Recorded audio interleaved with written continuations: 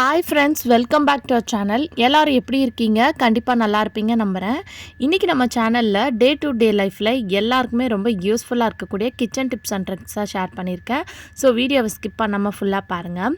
அதுக்கு முன்னாடி நீங்கள் இப்போ தான் நம்ம சேனலை ஃபஸ்ட் டைம் பார்க்குறதா இருந்தால் இப்போவே சப்ஸ்கிரைப் பண்ணிக்கோங்க. கூட இருக்க பெல் சிம்பிளை கிளிக் பண்ணிக்கோங்க. இப்போ வாங்க வீடியோக்குள்ளே போகலாம்.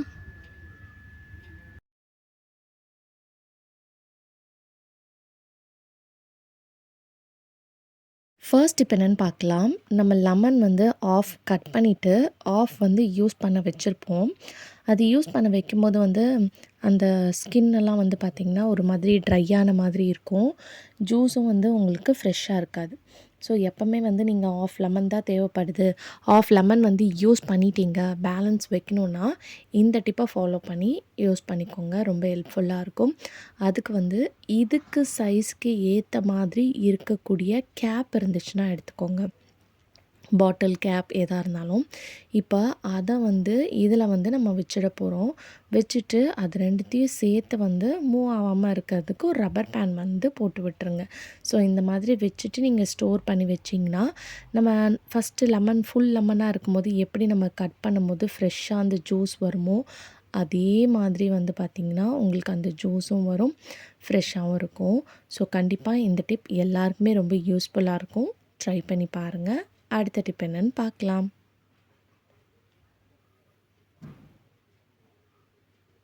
நம்ம சால்ட் வந்து கல்லுப்பாக இருந்தாலும் சரி, இல்லை தூள் உப்பாக இருந்தாலும் ஸ்டோர் பண்ணி வச்சுட்டு நம்ம சமைக்கிறதுக்கு எடுக்கும்போது ஸ்பூன் வச்சு எடுங்க.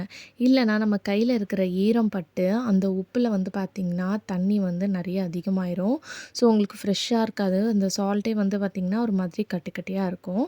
அதே மாதிரி தண்ணி வராமல் இருக்கணும்னா இந்த டிப்பை வந்து ஃபாலோ பண்ணிக்கோங்க.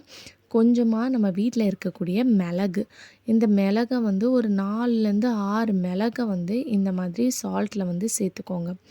இந்த மாதிரி சேர்த்துட்டு இதை வந்து நல்லா மிக்ஸ் பண்ணி விட்டுருங்க. இந்த மாதிரி மிக்ஸ் பண்ணிட்டிங்கன்னா சில பேர் வந்து நம்ம சால்ட்டெல்லாம் ஸ்டோர் பண்ணி வைக்கிறோன்னா அதில் தண்ணி வந்த மாதிரி இருக்கும். அந்த ப்ராப்ளத்தை வந்து நீங்கள் அவாய்ட் பண்ணலாம். நீங்கள் மிளகுக்கு பதிலாக தேங்காய் ஓடு இருக்கு இல்லையா, கொட்டாங்குச்சி, அதை கூட நீங்கள் போட்டு வைக்கலாம். ட்ரை பண்ணி பாருங்கள். ஆயில் கண்டெய்னர்ஸ்லாம் யூஸ் பண்ணுவோம். சம்டைம்ஸ் அந்த ஆயில் ஊற்றி நம்ம யூஸ் பண்ணும்போது வெளியெல்லாம் வந்து பார்த்திங்கன்னா எண்ணெய் பிசுக்காக இருக்கும். அது பிடிச்சாலே வந்து ஒரு மாதிரி பிசுன்னு இருக்கிற மாதிரி இருக்கும். அதை வந்து எப்படி நம்ம க்ளீன் பண்ணுறதுன்னு பார்க்கலாம். நீங்கள் தண்ணி, சோப்பு எதுவுமே போட தேவையில்ல.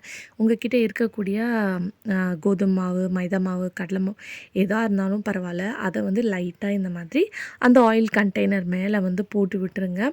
போட்டுட்டு நல்லா கையை வச்சு தேய்ச்சி ஸ்க்ரப் பண்ணி விடுங்க. ஸோ இந்த மாதிரி ஸ்க்ரப் பண்ணும்போதே அது வந்து பார்த்திங்கன்னா வெளியே இருக்கக்கூடிய எண்ணெய் பிசுக்கு எல்லாத்தையும் வந்து பார்த்திங்கன்னா உங்களுக்கு அப்சர்வ் பண்ணி வச்சுக்கும்.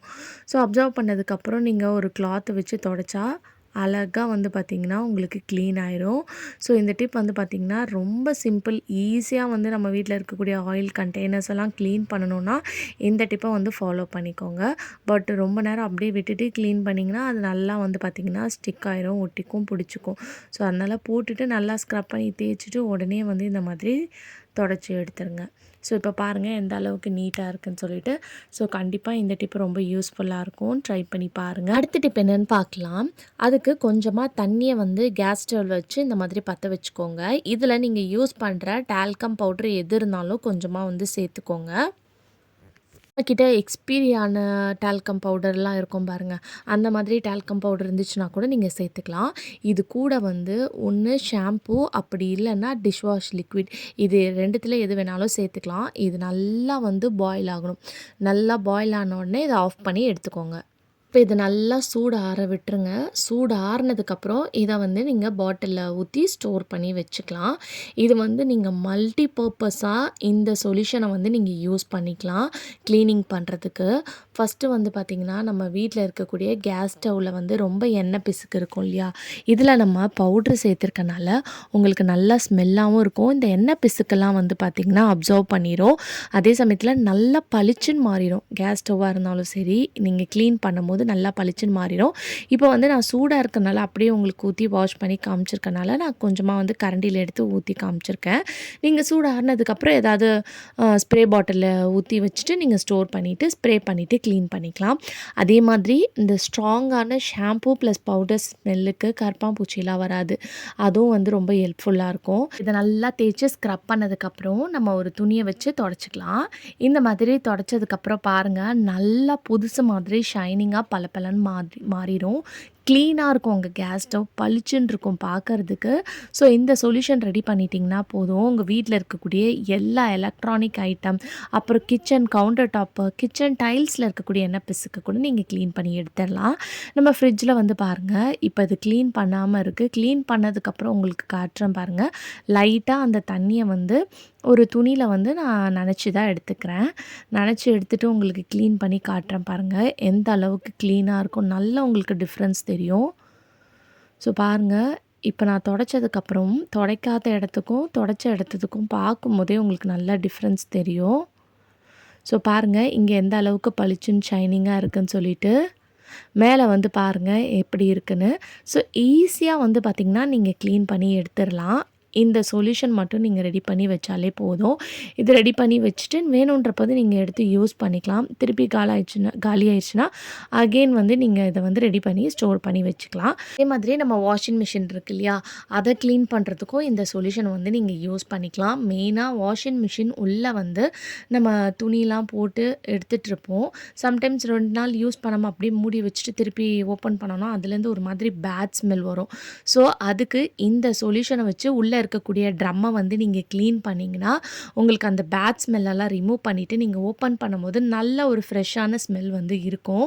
இல்லையா, நீங்கள் இந்த மாதிரி லிக்விட் ரெடி பண்ணிவிட்டு கொஞ்சமாக இந்த லிக்விடை ஊற்றிட்டு இதை வந்து க்ளீனிங் நம்ம ட்ரம் க்ளீன் பண்ணுவோம் இல்லையா, அதுக்கு கூட இந்த சொல்யூஷனை வந்து நீங்கள் யூஸ் பண்ணிக்கலாம்.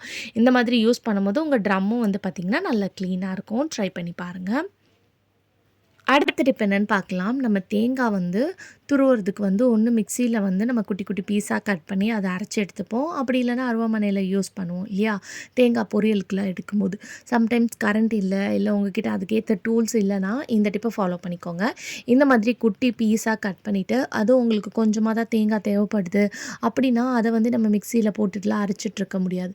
அந்த டைமில் இந்த டிப் உங்களுக்கு ரொம்ப ஹெல்ப்ஃபுல்லாக இருக்கும். ஸோ குட்டி பீஸ் எடுத்துகிட்டு இந்த மாதிரி லைட்டாக இந்த கிரேட்டரில் வந்து துருவி எடுத்துக்கலாம். ஸோ இந்த மாதிரி நீங்கள் வந்து துருவி எடுக்கும்போது உங்களுக்கு நல்ல குட்டி குட்டி பீசஸாக வந்து பார்த்திங்கன்னா தேங்காய் வரும். இன்னும் மெயினாக நம்ம இந்த மாதிரி பொரியல்லாம் செய்யும்போது அப்புறம் புட்டுலாம் நம்ம செய்கிறோன்னா இந்த மெத்தடை யூஸ் பண்ணி நீங்கள் துருவி எடுத்துக்கலாம். ஸோ பெரிய சைஸில் வந்து நீங்கள் பண்ணும்போது பெருசாக வரும், குட்டியில் பண்ணும்போது நல்லா பொரியலுக்குலாம் யூஸ் பண்ணுற மாதிரி வரும். ஸோ உங்களுக்கு ரெண்டுத்துக்குமே பார்க்கும்போதே டிஃப்ரென்ஸ் தெரியும். பொரியலுக்கு யூஸ் பண்ணும்போது இந்த குட்டி யூஸ் பண்ணிக்கலாம். இந்த புட்டுக்கெலாம் நம்ம போடும்போது பாயசத்துக்கெலாம் போடும்போது கொஞ்சம் பெருசாக போடுவோம் இல்லையா, அதுக்கு வந்து இந்த கிரேட்டரை யூஸ் பண்ணி ஈஸியாக நீங்கள் துருவி எடுத்துக்கலாம். கண்டிப்பாக இந்த டிப் நிறைய பேருக்கு தெரிலனா இப்போ தெரிஞ்சுக்கோங்க, ட்ரை பண்ணி பாருங்கள். ஓகே ஃப்ரெண்ட்ஸ், இன்றைக்கி வீடியோவில் நான் ஷேர் பண்ணி இந்த டிப் கண்டிப்பாக உங்களுக்கு யூஸ்ஃபுல்லாக இருக்கும்னு நினைக்கிறேன். அப்படி யூஸ்ஃபுல்லாக இருந்துச்சுன்னா மறக்காமல் நம்ம சேனலை லைக் பண்ணுங்கள், ஷேர் பண்ணுங்கள், கமெண்ட் பண்ணுங்கள், சப்ஸ்கிரைப் பண்ணிக்கோங்க. தேங்க்யூ ஃபார் வாட்சிங்.